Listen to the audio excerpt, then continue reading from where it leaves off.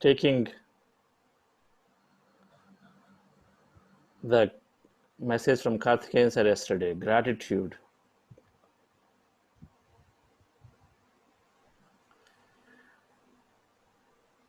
It's just about gratitude at the end. When we are in action, we are in action. But when we are out of action, that's the time we get so much time to contemplate.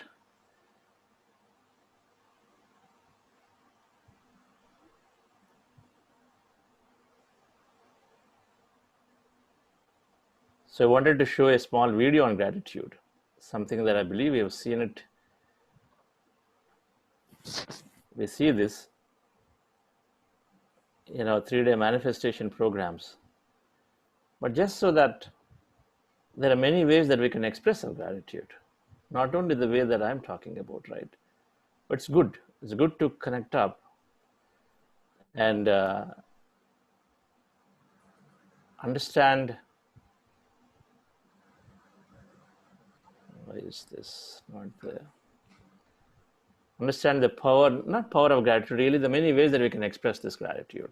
I think let me just put it that way. Right, so let's just watch this video. Say thank you for grace. Do you have sound? Thank you for mercy. Thank you for understanding. Thank you for wisdom. Thank you for parents. Thank you for love. Thank you for kindness. Thank you for humility. Thank you for peace. Thank you for prosperity. Say thank you in advance for what's already yours. That's how I live my life. That's why I am, one of the reasons why I am today. Say thank you in advance for what is already yours. Thank you. Thank you. Thank you. Thank you for this day. Thank you for every moment that led to this day. Thank you for the hard times. They made me appreciate the good times. Thank you for the lessons. They were needed for my development. Thank you for my eyes that get to witness the miracles of today and tomorrow. Thank you for everything I take for granted. Thank you for all of my blessings. Thank you for my drive. Thank you for my spirit. Thank you for my strength. Thank you for giving me the courage to fight through the hard times. Thank you for the people in my life, those I love and those I learn from. Thank you for it all. Thank you. Thank you. It's the key that opens the door to instant happiness, unlocks the door to everything we are really seeking in life, happiness and contentment. Think about it. No matter what you say you want, money, riches, health, to help others, why do you really want it? When you drill deep down, the only reason anyone wants anything is the feeling we believe we will get from having it.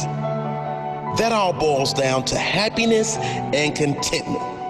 And the truth is, we can have it now if we are grateful. And if you get quiet, get away from the noise of the world, and think for a moment about what you could be grateful for, I'm sure you could find plenty. Be grateful there's food on the table, air in your lungs, life in your body. Get grateful that you have opportunity to take your life to a whole nother level. Now, that you are going to live your dreams and never settle until you do. Get grateful for the mental strength you've been given to survive the hard times. Get grateful for your limbs if you have them. Many are not so blessed. Your eyesight if you have it. Many are not so blessed. Your hearing if you have it. Many are not so blessed. The health you do have, many are in worse positions. Get grateful for that one person that has had an impact in your life, or many people if you are so blessed. Then get grateful you can choose to be that person for someone else. That one that makes a difference in someone else's life, no matter how small. Get grateful you get to experience this magical universe. Today, look for miracles. I guarantee if you are looking, you will see them. There are unlimited things to be grateful for. Open your eyes, unlock your amazing life. It's ready for you right now. Thank you for this day, whatever it brings, whether a challenge I need to grow, a lineup to teach me patience, an unexpected blessing, every moment of joy, whatever today brings, thank you. Whatever it brings, I pray I have enough presence in each moment to know that no circumstance is my life. No high or low, no event, no thing is my life. Life is energy, and I know I'm so much more than my physical body. Thank you for my ability to love, to give to others my authentic love and kindness without expecting anything in return. Thank you for my strength. Thank you for my presence. Thank you for my ability to attract only the things and people that are in harmony with what I need in my life. Thank you. Thank you. Thank you for this day, whatever it brings.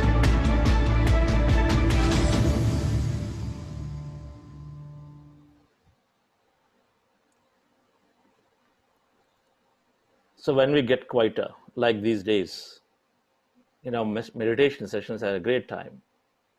We're taking time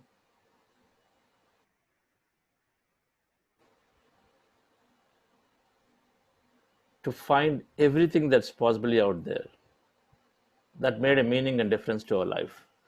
Many times we think it didn't do.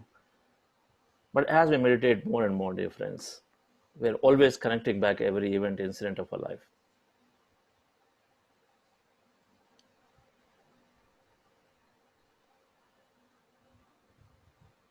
Now, it's always about talking on the concept of manifestation. It's always about thanking in advance. If you go back and connect it to the learning, the doing and being states, when we be, that means we truly believe that it is there. It is there. So it's a matter of seeing it. Now you believe means to understanding aspect of it, and then you connect into it, and then you see various possibilities happening for everybody in their lives, and then for ourselves also, as we are experiencing more of that wholeness, and then you understand of this field more and more, and we get to the feeling that yes, it's there. It's about me deciding that I want or not, and what is it I want. And then visualizing that it is there, now I'm living it in my mind, I'm going to live it in a physical reality.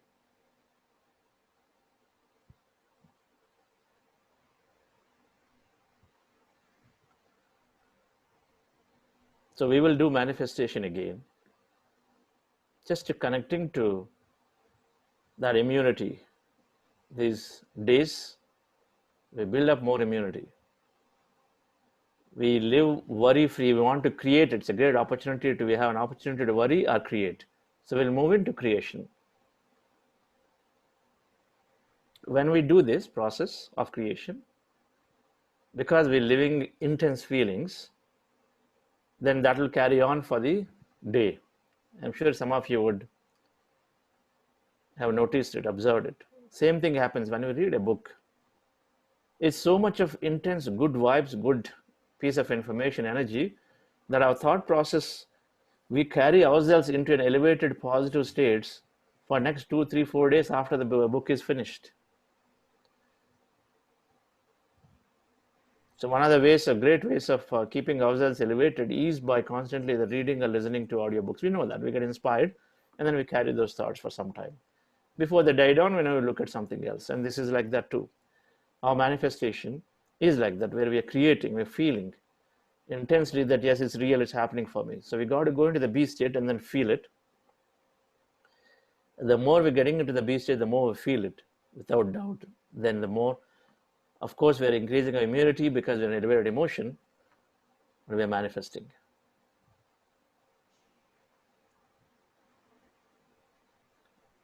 So let's go once again, dear friends, into this meditation. And I always say this is an unpredictable field, unknown, unpredictable. So when we are going there, we want to be as empty as we can. There are two aspects. For all that intention that we placed already yesterday, day before yesterday, and then throughout the day, where we have been projecting what is that, our signal we're projecting already.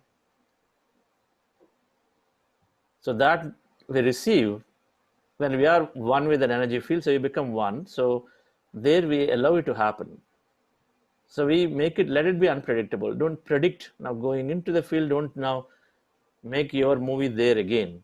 There be open, because then when you are in this infinite possibilities, any possibility can show up. Synchronicities, things can show up. So we want to be empty. In the field, when we are in the meditation, we want to be totally empty. Now, after the meditation, we are again going back and then putting the sequence of our mind movie, playing it after the anapanasati. So that we're placing into, because we are in an empty state, so we are not cluttered in the mind. So it's a great time to actually go and visualize again what we want, right? And we continue to do that. But our yesterday's intentions, our whole day's intentions, those are the ones which are already being processed. And so we want to wait to be open to receive anything when we are there. So it's unpredictable. You've got to be completely unpredictable about it. Means, just like if you're going to a new country, how you become totally, when you're open for it, when you don't know things, then you are suddenly opening up to a lot of new surprises. Like that. We got to be open. If it's a new country, it's easy. That's why many people, first week, a lot of experiences, something they go deep and all. But as soon as we come to the second week and we start attaching that experience to what is past experience to what you expect this time, so then it becomes predictable. So when it becomes predictable, then it's either you're seeing it but you're not recognizing it, or you're not showing up because you already sort of lived it in your mind. It doesn't excite you anymore. It's like I see Niagara Falls 3 times, and if I remember very clearly, then I go 4th time. It's not that interesting unless I see something new there. So I may not even pay attention to everything that I saw in the first time, the intricacies and the detail, because I'm so full. So we got to make it unpredictable, means we got to be completely empty. Each time you go in, drop all of my meditation experiences of the past, and then approach as if you're totally new again. That's the only time when you go to new places and traveling at the same place, when we become zero, then we experience it a lot more. So this is exactly like the difference. Relax yourself, sit comfortably. As a main segment, which is observing our natural normal in-breath and out-breath. We close our eyes, cross our fingers into fingers, cross our legs, cross our feet at ankle, and then remove the specs, and we observe our natural breath. The posture can be any of those two. Sit on the chair or on the floor, but just sit comfortably. Comfort is important. And then you observe your normal natural breath. So that's breath mindfulness meditation. This is where we spend a lot of time.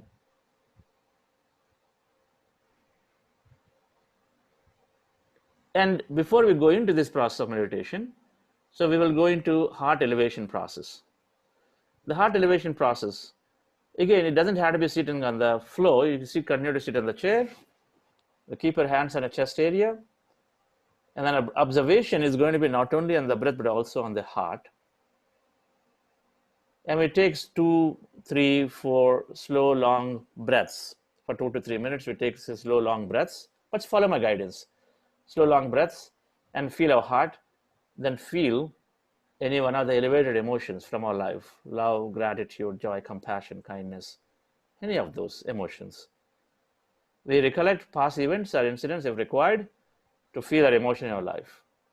And then we stay with that emotion for the rest of the time, which is about 4 or 5 minutes. I think we're doing about 5 or 6 minutes in this process.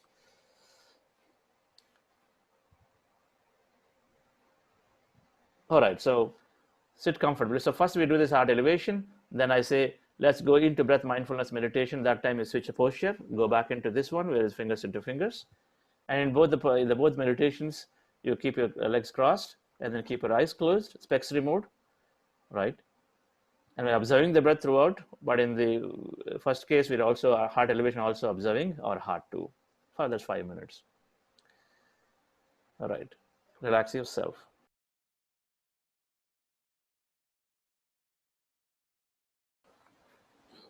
Okay.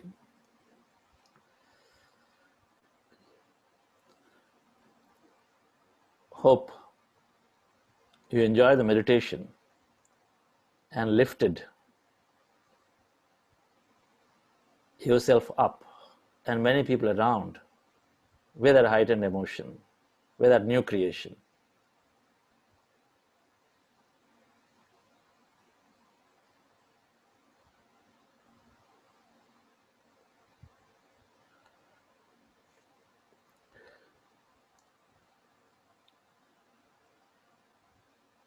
We are understanding initially we don't have good relationships. We have challenge working with people. And as our emotional quotient increases with meditation,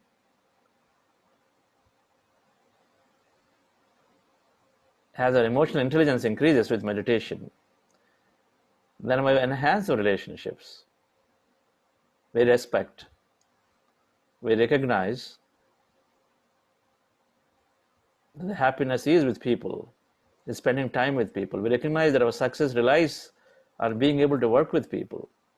So there is a lot of give and take. So our relationship will get enhanced.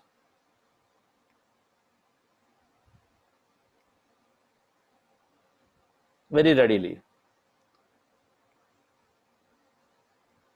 More than 80% in the self-assessment have mentioned, 85% I think, mentioned that they are in control of their emotion now. They're not bursting out as quickly as they used to do before. We'll share that tomorrow. I think we're just trying to compile it. We've gotten from about 2/3 of the people their self-assessment forms. So those of you still not done, it's still open for today.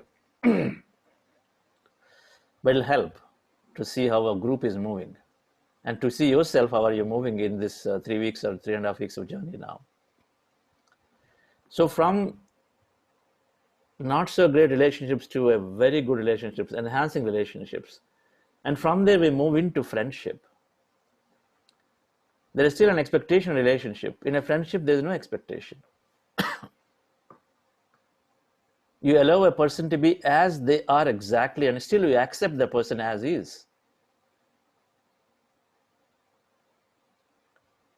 A friend is someone whom you know everything about and still you accept the person as is.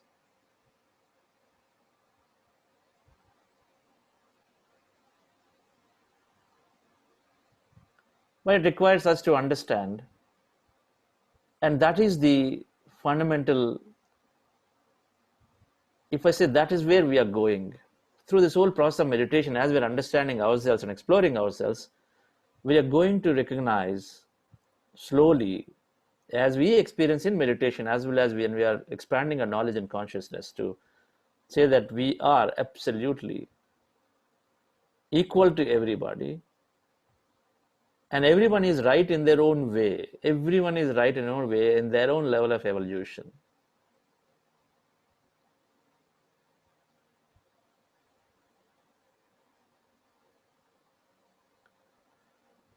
Two to the power of 23 atoms are being breathed. When we breathe in, so many atoms go in. And similar number go out into the body and out of the body. That's a big number, right? 2 to the power 23 is a big number.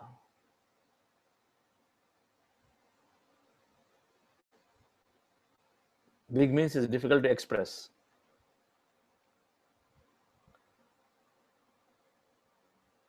So in 3 weeks, according to a model that Deepak Chopra put together, in 3 weeks, we are circulating the atoms of every living organism on this earth planet into us and back, because the number is so huge. And then when I breathe out, so many atoms are coming out, and so naturally I'm taking in new, I'm bringing out old, so it is taking out a portion of me, and then it's going in and then being already somebody else is breathing in. So in just 3 weeks, it's all circulated.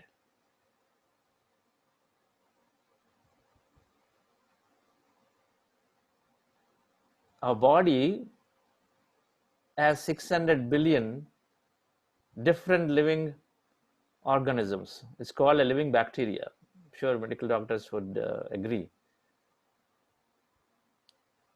Only 10% is our body cells, and we are there, and the rest of it is all just bacteria that's there all over. But we carry it. It's called, apparently, it's called a living bacteria. We carry it all around. But we are coexisting with all of this.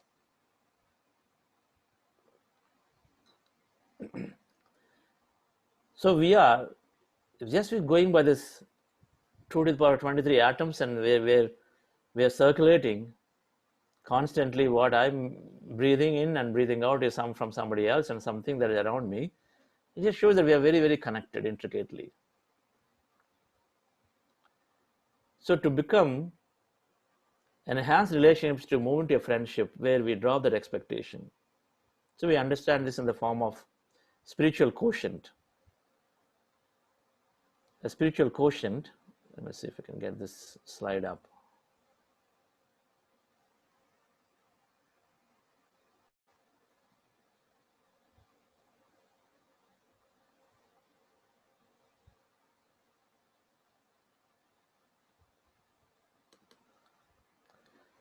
So there are few understandings. We are connected to each other in this energy field, and everyone is inside me. This is the first statement, that we're all connected. I'm equal to you, you're equal to me. I mean, this is constantly being told, and then we hear from Ramani sir also, Aham Brahmasmi, Tattvamasi. I am that Brahma, that creation, that everything, existence, you are that. And we are experiencing that. And with quantum field is saying exactly the same thing. There is only one energy field, and we're all connected in that field. So I'm in you and you are in me. When we are experience that one energy field, then there is no separation. It's all one. It is a contiguous thing. That's why a butterfly somewhere flapping its wings can have a tsunami somewhere in Spain. That's why a small virus somewhere in Wuhan has literally changed the way the world lives, because it's so connected world. If we think that, okay, no, it's just virus, and then because of virus this happened, sure, okay, that's another way of looking at it, a very disconnected way of looking at it.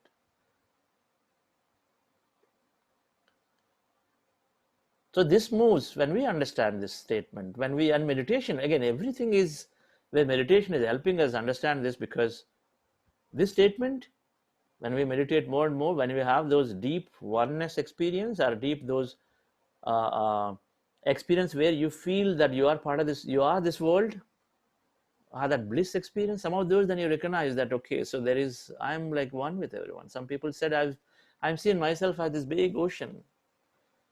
But of course, when we read books, we also understand this. So it moves us from separateness to oneness. The second is that this field has infinite possibility. Is infinite possibility, not limited. So we have unlimited potential in me. So that's the statement. Aham Brahmasmi means we are the Brahma. What is the potential of the Brahma is unlimited. Now quantum physics is saying this field has infinite possibility and potential.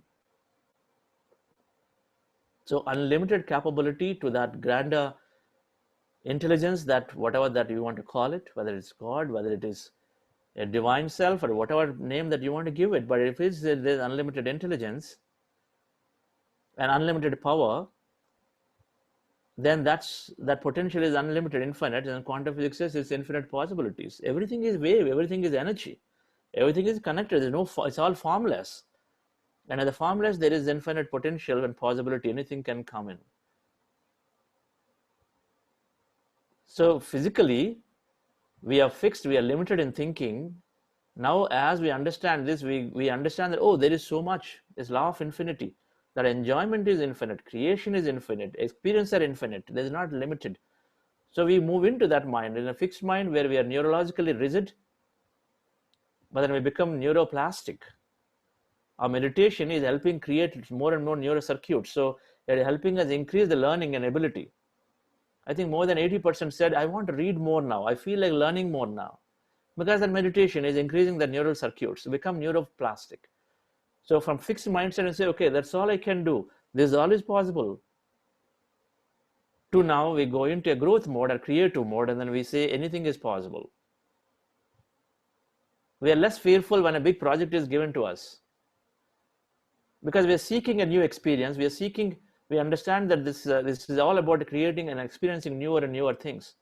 At 60 years, life is not ending. It's just another beginning, just like the caterpillar to butterfly.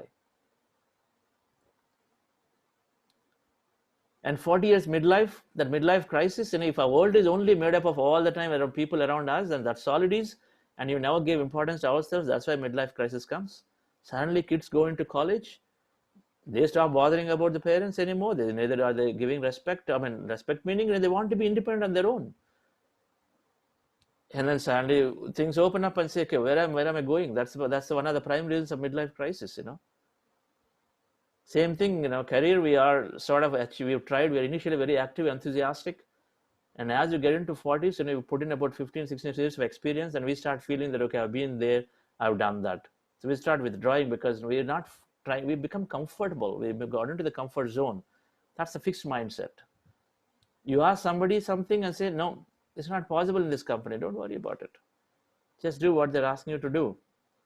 But we move into the growth mindset because we recognize that we have that infinite potential. And in meditation, we are feeling it, we are experiencing it. How do we experience it? Third one, observation collapses the possibility into the field, or adbhavam tadbhavati from our Vedic sciences. My reality is by me. My thoughts and feelings create my reality. Yes, my environment has influence on me. Then if so, then I will change the environment, or I increase my thought power so much that my environment does not disturb me. Yes, I can change my environment by stopping the TV and then only look at positive headlines and then leave it. That's our choice. Stop the newspaper if that's bothering you. Change the environment. If there are people who are constantly complaining, shift. Move into, make friendship with a new set of people who are talking positive. Go in and let's work and collaborate with Dr. Ramani Sir's, the foundation. A lot of good feeling to help others, give that eyesight. So when we understand, then we create our reality by me. Our thoughts create reality different. This is like one single more statement that I've been always understanding. Every time I look at a situation that is coming in my way, anything, small thing to big things, we got to really understand. The moment we get ticked, we say, hey, am I the one drawn that situation to my life? There is no exception to this. Quantum physics not put any exception, saying observation collapses the possibility. And adbhavam tadbhavati statement never came with any exception. That 7 Essene mirrors of relationships also explains the same way. Essenes were the teachers of Jesus Christ, were supposed to be. They explain the same way. 99% of what we attract, first of all, everything is through our thought and feeling. And the 99% is the day-to-day conscious mind. And then 1% is through subconscious and other things, that consciously what we think at that point. Of course, some of it is driven through your subconscious beliefs and system that is driven. But ultimately comes as a thought at that point into life. So observation causes a possibility, my reality by me. So the moment we understand this, friends, we move in as leadership, we are moving from blame to ownership. We own. Whether it is our work, whether it is somebody else's work, we just simply do not point fingers. How can I help? What could I have done? Okay, many situations where I couldn't have done anything, then you accept the reality because it's not something that you are doing. In a large company, then you are only responsible for your department, and then other department you don't have anything, right? So suppose And we accept the reality for within that, because you accept that you are the one who actually took in a choice of like that to be in that company, right, to begin with. We can't blame and say my division is doing well and that's not doing well, because we've taken a decision. But we always have an opportunity and decision to move on somewhere else. We recognize in those situations that every experience is coming for us to learn and grow, as opposed to blame somebody. Even in a situation like that, and in a relationship where things are not so great, we say, I want to walk away.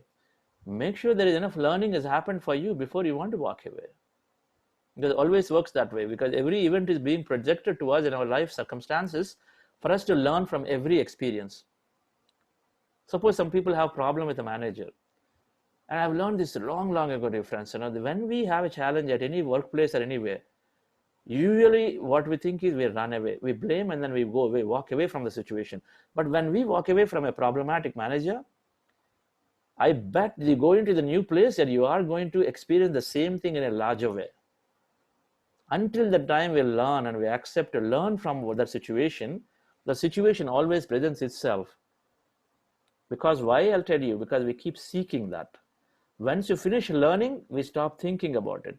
When we stop thinking about it is when we finish learning in a given situation. That means we accept the situation as it is without any judgments. That problematic manager, if we accept, when do we accept? When we understand everything we want to learn. When you accept it, then you stop projecting about it. So any place you go, it doesn't. But otherwise, you run away from a ship or any event, incident, because your attention is still there, you're constantly seeking, and when you go into a new place, you're still going to find a similar or worst experience more. It is constantly happening. So there's no way we run away from situations until the time we can accept it equanimously, fully. I'm not saying that tough relationships have to be kept that way. I'm saying that first recognize that you've done everything and accept, and you're able to equanimously accept the other person as it is, before you recognize that, okay, so your views are totally different, my views are totally different, you have different objectives, I have my different objectives. Okay, so then I think it's not my place for me to either work or to live. But not until then, not at the very sight of an emotional outburst that you say, okay, you and me are not different, I want to just walk away. So blame to ownership, it moves into as much as possible, dear friends. And the next one is we recognize that there is abundance of everywhere. There are unlimited opportunities there, not only for you, for everybody. The universe, the nature is abundance, the resources are plenty. It's only that greed which is moving forward, moving us to acquire. But it's still, always the market, everything is growing, And this infinite possibility, infinite potential, not for you, for everybody. Everyone in meditation becomes that, and everyone in meditation becomes that. So everybody has the same, and then you have abundance opportunity. So we do not have to dominate others. All these boundaries of various boundaries are really dominance, right? Trying to dominate over the other person. So from scarcity feeling, we move into an abundant feeling, and then we want to excel. I think who said it? One of the persons who shared, Varun said, hey, competition for me is me. I'm always benchmarking against myself. How can I do better? The moment we recognize intelligently, for example, that there is infinite possibility, I don't know, I'm sure A.R. Rahman must be thinking that way. That how can I do something more beautiful creation of music than what I did last time? Because who is he going to compete with? His infinite amount of music that can be created. If we can understand this quantum field, dear friends, then we can understand that even everything that we are producing can also be unlimited. We know that the number of startups that come is infinite. Right? There is no end to what innovation can be done. So there's no end. So is the case with the market too. We got to recognize that. And then as opposed to dominating and then trying to control people, we move into an abundance and then we try to excel by ourselves. How can I do better than what I do? So scarcity to abundance consciousness, we all will move in. Prosperity consciousness from poverty. If you have to pay an electricity bill and you feel, 2,000 rupees bill came, this electricity department is like ripping me off. If this is the feeling, friends, you have in paying your electricity bill, change it. That's a poverty consciousness. You're not recognizing that the other party is you, and then you are taking a service, they're giving you a beautiful service, so and hence we are paying for that. We are limited in thinking about this energy, money as energy. Scarcity or abundance, poverty conscious, we have to move from that. If you're seeking an experience, you want a house, you want a car, just because your neighbor has it, it's not going to last. Neither is it going to come, but they're not going to enjoy it. That's poverty consciousness. If you experience same level of happiness when your neighbor has that car or the house, and say, wow, these guys have a beautiful thing, how nice it is, you feel for them, then it's going to be created, because that's called being state. The other one is lack state. So we're starting from there. So we move from scarcity to abundance. And then the last one is that we recognize that not only me, that there is higher intelligence, that we can take the power. We move from mind-based decisions constantly to a heart-based decision.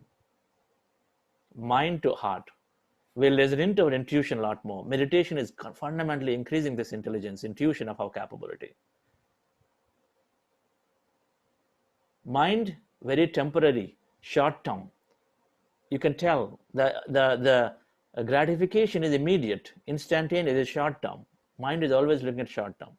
For example, you got a lot of pressure from your parents and family. Hey, settle in your job.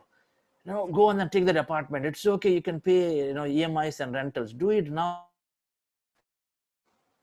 Yes. I'm going to get married, so I got to have that settlement in life. So I need to have property or apartment in my name, so that I get whatever, right? This is the thinking we go in, and then we actually go into a mind-based decision, even though deep inside you want to actually go and explore. Every get an opportunity, you want to go into Himalayas, you want to do the travel, you want to you want to become a musician, for which you need adequate time, not work those over hours and slog it to get that extra pay. They're two different things, friends. One is mind, another is heart. Meditation fundamentally is helping us to go and tune into our intuition, listen into our feelings of the heart, and then take a decision appropriately. If it means to be bravely talking to our managers, or it means bravely to be changing that position, doing something else than what we are into right now, but we will listen into that and then do it. So when we understand these five, and through meditation we understand all of them, we stop that expectation from others, and we recognize that everything is in me. I have my thoughts and feelings which I can create the reality. What I experience is the same thing that others can also experience, because they are the same. Aham Brahmasmi. So there's nobody. So I come back to the original point. There's no judgment, because if everybody truly is Aham Brahmasmi, if everybody truly is the same energy field, become one, then where is the question of somebody making a mistake?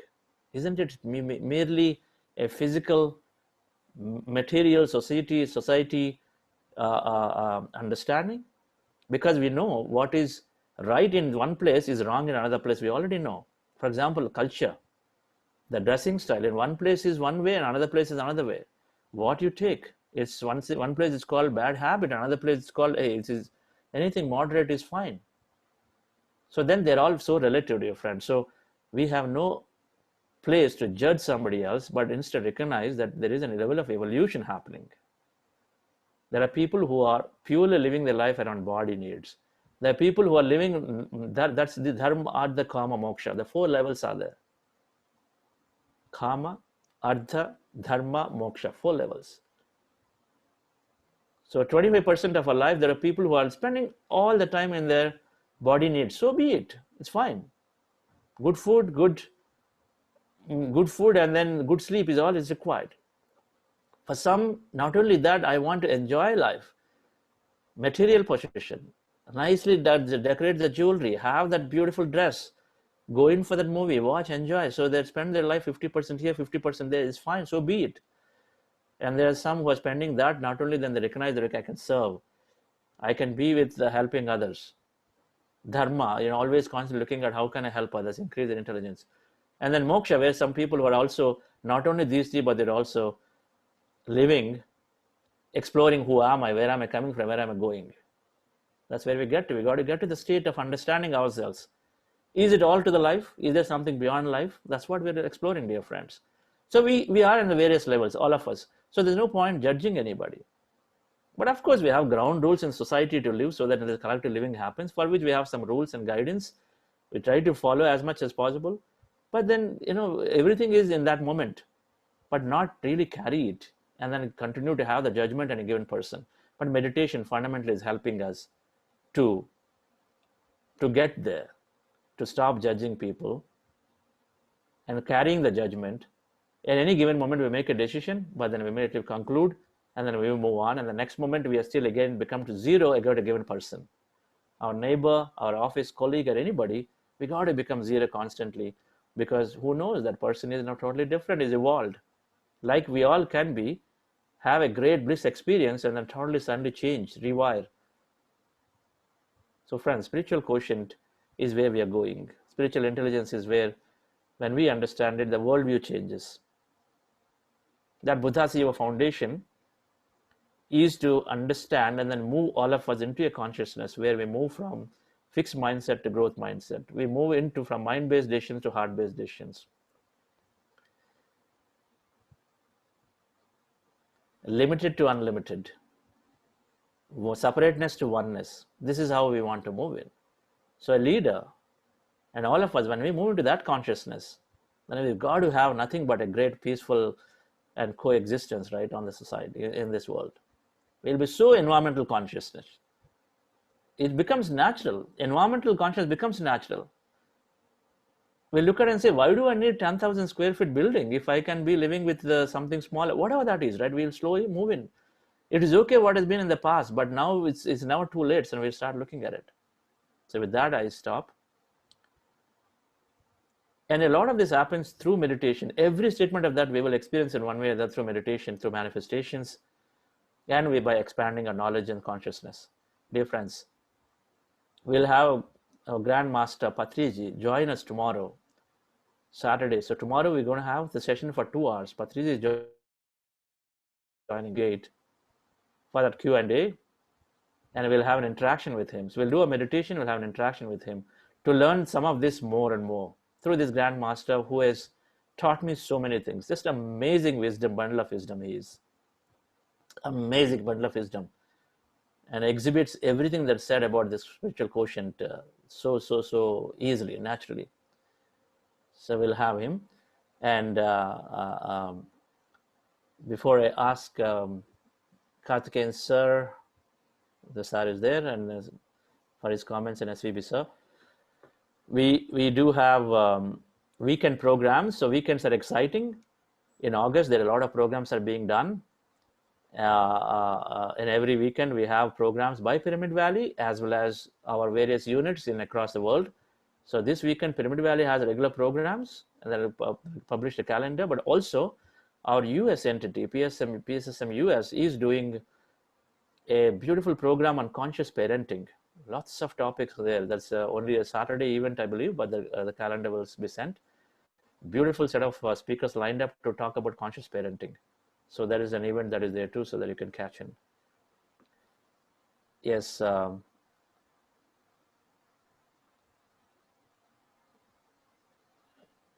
SVB sir, Ramani sir, you're there. We conclude with Karthikeyan sir. Sir Karthikeyan sir, your comments. To talking. Can you hear me? Yes, sir, we can hear you. A very beautiful discourse on SQ in such a short time. So much of knowledge to be shared. Just one question. Is intuition an aspect of intellect or heart? Sir, heart. Intuition has anything intellect to do with intuition, or is only heart? Heart, sir.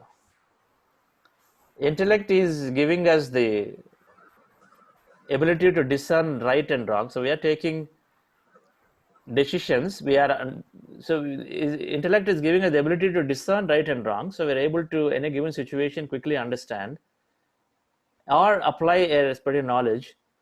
But intuition is where we are taking that help to really confirm if that's where we are. So That's the function of the heart. function of the heart. Intuition is the function of the heart, and intellect is function of the mind. Thank you. But intellect is the buddhi. So there is intelligence and intellect, sir. So intelligence, the manochitta, buddha, ahankara, so the four are there. So so the mind aspect, but then there is the intellect aspect. Intellect is that ability of discerning. Mind aspect is taking everything and then just, it's just roller coaster ride. When intuition, there is no input of intellect. We ask Patricia tomorrow. It's a great question, sir. All right. It will be there. It is a mutual feeding in. Yeah. It is a mutual feeding in, absolutely. If intellect is used only because of the heart. Yes. Yeah. Okay. Yes, thank sir. you. That's enough. Okay. Absolutely, absolutely, sir. I think that's very possible. Thank you, Chandra. It was beautiful. Thank you, sir. Covered all aspects in such a short time. Great lesson. Thank you. Thank you, dear friends. So we'll meet tomorrow at 6 a.m. Patriji, so do encourage your friends and families to join. So we will release a flyer for whatever that is. We'll release a flyer with Patriji thing. So he's coming today, and he's also coming on August 16th, a day before closing day. That will be a closing for this program. 17th is closing day, but we're doing it on 16th and Sunday. So he's coming back again that day, but tomorrow is the first day we're joining us into this program. Thank you. Thank you all. Have a great day.